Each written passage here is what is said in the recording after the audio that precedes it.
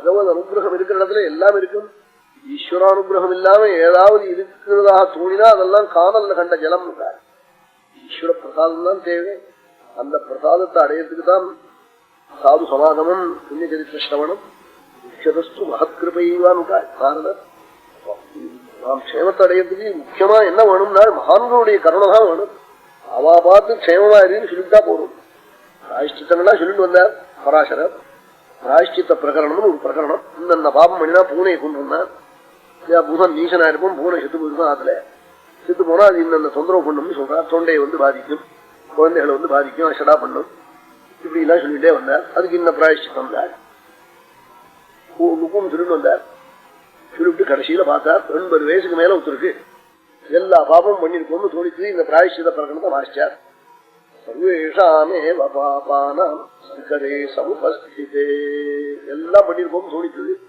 இன்னமே இவர் இந்த பிராயஷ்சித்தம் சொன்னத பூனைக்கு, கேலிக்கு, கோழிக்கு ஒண்ணு போய் இவர் பிராயஷ்சித்தம் பண்ணிக்கிறதுக்கு இவருக்கு ஆயுஷே போடாது. 100 வயசு இருந்தா கூட என்ன பண்றதுன்னா ஒரே ஒரு பிராயஷ்சித்தம் பண்ணிக்கோ எல்லாம் போயிடும். என்ன 10,000 காயத்ரி ஜபிச்சுட்டு 10 நாளைக்கு காயத்ரி சோதனம் பரம் 10,000 ஆவர்த்தி காயத்ரிய சர்வ பிராயஷ்சித்தார்த்தம் ஜபிச்சு விடுனாள். அதுவும் இன்னமே உட்கார்ந்து 80 வயசுக்கு மேல என்னால முடியாது சொன்னார். ஒரே ஒரு பிராயஷ்சித்தம் இருக்கு. அடுத்தது அதுக்கு மேல என்ன இருக்குன்னு காட்டாதே பராசர ஸ்மிருதியில. அதுவும் பராசரா ஸ்மிருதான்னு கலியில பராசருடைய சொல்லுக்குதான் பிராமணியம். இது எல்லா விஷயமும் கொடுத்துட்டு இருக்காள் மனுமது கொண்டு. என்ன அதாவது காயத்ரி ஜபிக்கிற பெரியவாளுடைய காலில் போய் நமஸ்காரம் பண்ணி நான் ரொம்ப பாபி, என் பாபம் போய் நான் க்ஷேமமா இருப்பேன்னு உங்க வாக்கால சொல்லுவது காலை பிடிச்சு விடுவது. பிரம்மணானாம் பிரசாதேன பிரமுச்சதே, எல்லா பாபமும் போயிடும் சொன்னாள். அதுக்கு மேல இல்லைன்னு அதுக்கு மேல முடிச்சுட்டாள் பிராயஷ்சித்த பிரகடனத்தை. பிரம்மணானாம் பிரசாதேன சர்வபாபை பிரமுச்சதே, ஈவாள் வாக்கால நீ க்ஷேமமா இருப்பேன்னு சொன்னா போரும் பொழுது பாபம் இருக்காள். அதான் நம்ம தேசத்துல நம்பி ஆண்கள்லாம் அப்படி நம்பின்னு இருக்காள். நம்பினவாள் தான் க்ஷேமத்தை தான் அடைகிறாள். துன்பம் பண்ணி கெட்டு போனதே கிடையாதுன்னு துன்பத்தை மனப்பூர்வமா பண்ணினா அது உடனே பலனை கொடுக்குறது க்ஷேமத்தை அடைகிறாள். கிருஷ்ணமூர்த்தி வாழ் இருக்காள். இன்னைக்கு வாழ்ந்து ரொம்ப நாள் குழந்தை இல்லை, பரிகாரங்கள் பண்ணணும்னு சொன்னேன். என்ன பண்ணணுமோ பண்ணுவோம். அவன் எத்தனை ரூபாயா அதான் கேட்கறதே இல்லை. நான் எதை சொல்றேனோ செய்வாள். அப்படிப்பட்ட புண்ணிய பொருட்கள். செய்து ஸ்நானம் பண்ணணும், இந்த பண்ணணும், சப்தாகம் பண்ணிட்டாள். செய்து ஸ்நானம் பண்ணோம்னே நீங்க கூட வரணும்ல. ஆஹா நே கார்ல போனேன் குடும்பத்தோட செய்து போய் கூட இருந்து ஸ்நானம் பண்ண சொல்லி கோதானம் பண்ணோம்னே. இதெல்லாமோ போய் பசு எத்தனை ரூபாயானாலும் வாங்கிட்டு வாங்க. யாரு சொல்லுவா? போய் இறங்கின குடும்பம் ஒரு பெரிய கடனான குடும்பம். இந்த உண்டாகில குடும்பம் வீடெல்லாம் அடகு வச்சு நகையெல்லாம் அடகு வச்சிருந்தேன். அங்க போய் பணத்தை கொடுத்தோவா கடன்லாம் நீக்கி அப்படிங்கோ நல்ல பாத்திரம்னு சொல்லு. சத்பாத்திரம் 4 கிலோமீட்டா இங்க பெரியவாள்லாம் வாத்தலாம் போய் இறங்குறதா. அதனால அங்க போய் இறங்கிட்டு சமீபத்தில் நடந்த அவள் இங்க இருக்கிறதால சொல்றேன். சாட்சி மாதிரி இருக்காவா? என்னென்ன சொன்னேனோ எல்லாம் மணி நாள் குடும்பத்தோட வேகான பொன் குழந்தை, வேகான சுவாமி கோபாலம் மாதிரி புள்ள குழந்தை எல்லாம் பொறுத்து சௌக்கியமா இருக்கா. அந்த குடும்பமும் நல்லா ஆயிடுச்சு. ஆரவா போய் எந்தாத்துல இறங்கினாலும் ஈஸ்வர் குடும்பத்துல இந்த வாத்தியாரம் போல சொல்லுது. ரொம்ப வேண்டிவாள் இங்க உண்டாகிற வீசுவாள். அவனும் ராஜா தெரிவிச்சாளுன்னு ஆடிப்பூர் உற்சவத்துக்கு அவ தனி யாக கொடுத்தாள். இதே எல்லாத்துலாம் நீங்க இருக்கணும்னு தான் நான் வீசுவாளத்தான் இருந்து அப்படி போய் பிரவச்சனம் பண்ணேன். அவ குடும்பம் வழியா போய் கடனா இருக்குன்னா அது மனசு காக்கல. அவ ஒன்னும் எனக்கு பந்து இல்லை. அவ அஷ்டசாஸ்திரம் நான் வார ஜாதி. அவளுக்கு எனக்கு ஒன்றும் சம்பந்தம் ஒன்றும் இல்லை. அவாத்துல ஒரு நாள் நான் வாங்கிக்கிறதும் இல்லை.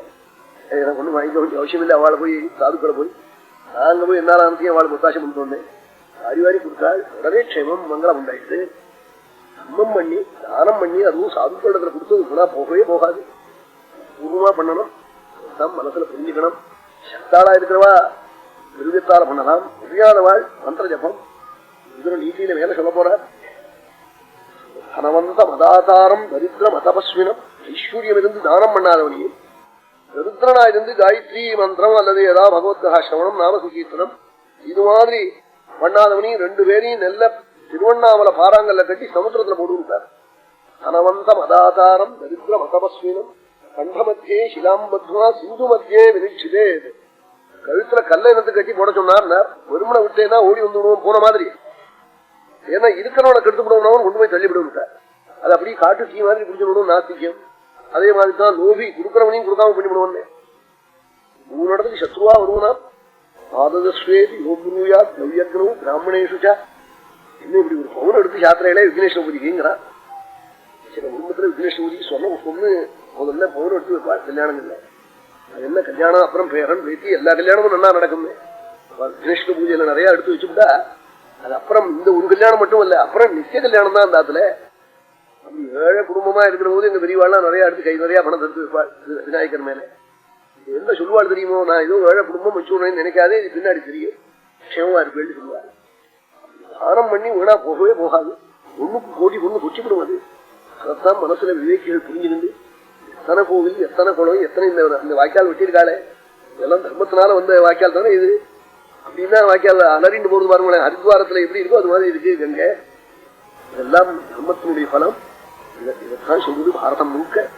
பாரதத்தை லட்சங்கள் பாரத சாரத்தை நீ சங்கரலிங்கர்வாள் சொன்னா போல சொன்னா சங்கரலிங்கர்வாளோ நம்ம சங்கரீர்வாளோ அவள்லாம் நம்ம தேசத்துக்கு ஒரு பெரிய ரத்தனம். அவளை பத்தி நேர சொல்றேன்னு ஏதோ கொண்டாடி சொல்றேன்னு நினைக்கப்படாது. அவள் எல்லா இடத்துலையும் இப்படிதான் சொல்லுவேன். ஏன்னா அவளை சொன்னா அவ மாதிரி எல்லாரும் ஆகட்டுவேன்னு, அதுக்காக புறத்தியார குறை சொல்றதுக்காக இல்லை.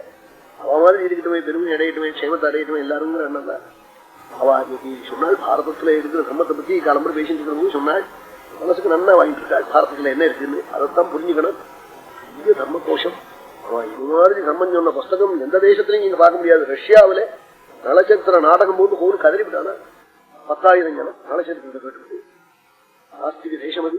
அந்த ஊர்ல இப்படி பண்ணான்னா அப்ப எத்தனை உசத்தியா இருக்கணும் நம்ம பாரதம்.